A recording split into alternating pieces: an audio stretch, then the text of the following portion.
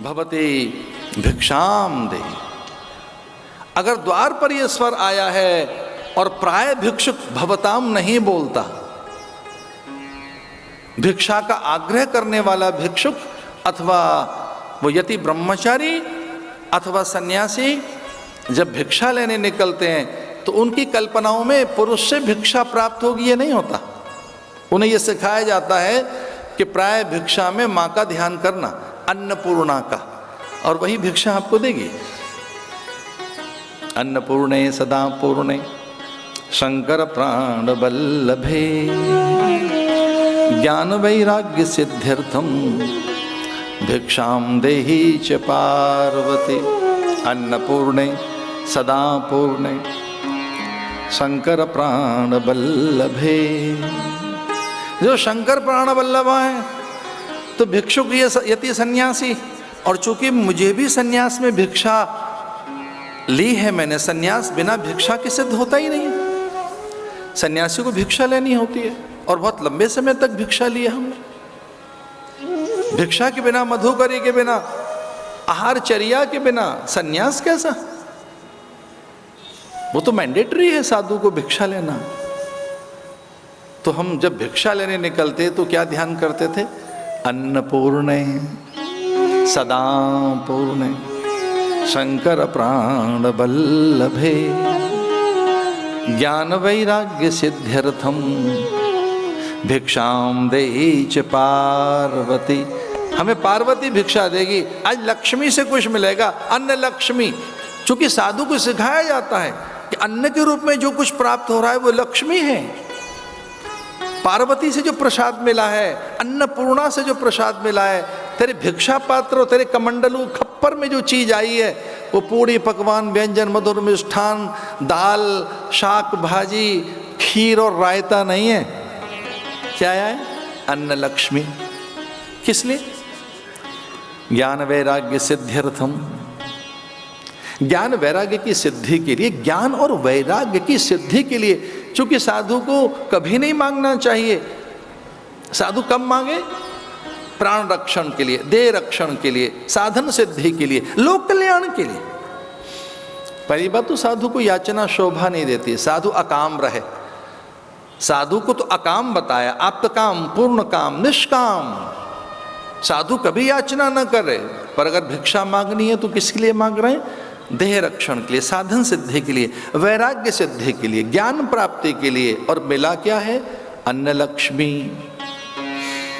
तो साधु को जो मिला है भोजन, वो लक्ष्मी मिली है अन्न के रूप में। अब उसका यज्ञ करे, उद्रव्य से यज्ञ करे। क्या? ये ओम प्राणाय स्वाहा, अपानाय स्वाहा, व्यानाय स्वाहा, उदानाय स्वाहा, समानाय स्वाहा, अन्नो वै ब्रह्म। तो मिली भिक्षा से अन्न। चूंकि ब्रह्म भी है तो ब्रह्म यानी लक्ष्मी और विष्णु मिलकर मेरा यजन करें, मेरे शरीर की रक्षा करें। देवहूति जो भाग देना जानती थी। दूसरी प्रसूति, आनंद प्रसूत। प्राय माताओं में कलाएं देखी गई अलग अलग। वो बहुत ही क्रिएटिव होती हैं। किस ढंग से वो रंगोली, अल्पना, किस ढंग से व्यंजन पकवान मधुर मिष्ठान रंग रूप, और किस तरह से वो सजा देंगी, सज्जा कर देंगी। प्रसूत, उन क्रियाओं में आनंद भी होता। आनंद प्रसूत। तो कुछ नया करें, नया। तो प्रसूति कुछ नया करती थी। और नया क्या है? कुछ उत्पत्ति ऐसी हो जो अलौकिक हो, अद्भुत हो। तो प्रसूति का विवाह दक्ष के साथ कर दिया गया और उनसे सती आदि कुछ कन्याओं का जन्म हुआ। और सती का विवाह भगवान शिव से हुआ। तो प्रसूति की पुत्री सती हुई और सती का विवाह हुआ शिव से। सती जैसी एक कन्या को जन्म दिया प्रसूति ने। आनंद प्रसूत।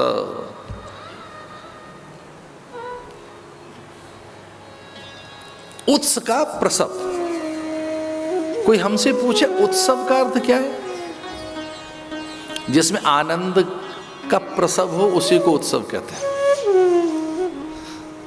आनंद का प्रसव।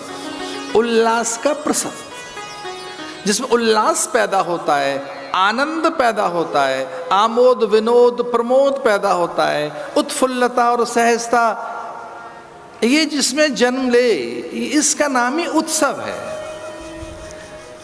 तो सती पैदा हुई और प्रसूति का विवाह दक्ष के साथ हुआ। दक्ष और प्रसूति से सती का जन्म हुआ।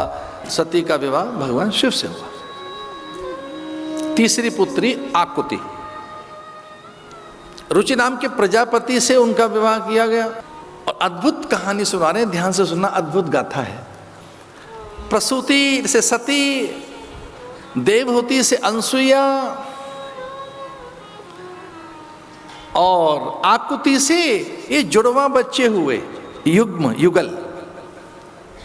क्या क्या हुए? यज्ञ और दक्षिणा, यज्ञ दक्षिणा का जन्म हुआ। ये वैदिक कथाएं भी हैं, बड़ी प्रतीकात्मक हैं, बड़ी सिंबॉलिक हैं। इन्हें समझने के लिए संत सद्गुरुओं का, आचार्यों का सानिध्य चाहिए, अन्यथा समझ नहीं आएंगे। बहुकाल करिए सत्संगा, तबई हों सब संशय भंगा। तो कोई एक दो दिन में नहीं, कोई एक सेशन में समझ लें, ऐसा नहीं होगा। ये कोई काउंसलिंग नहीं है कि 2-4 सेशन लिए और समझ गए। बहुकाल। तो इसके लिए 2 चीजें चाहिए। क्या क्या? निरंतर और दीर्घकाल तक। निरंतर, अखंड, निरंतर निरंतर वेद आपके कानों में जाएं। निरंतर, निरंतर, अनवरत, अविच्छिन्न, अबाध, दीर्घकाल तक, दीर्घकाल तक। उसके लिए किस तरह के कान चाहिए?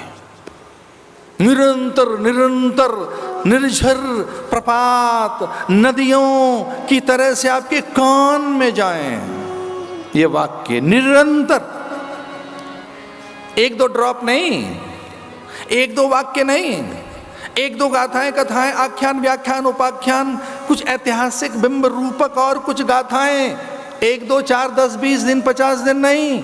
कब तक? निरंतर, निरंतर। और कितना? दीर्घकाल तक। इसलिए वेदों को श्रुति भी कहा गया है। श्रुति का अर्थ है सुनना, और ये पहला साधन है।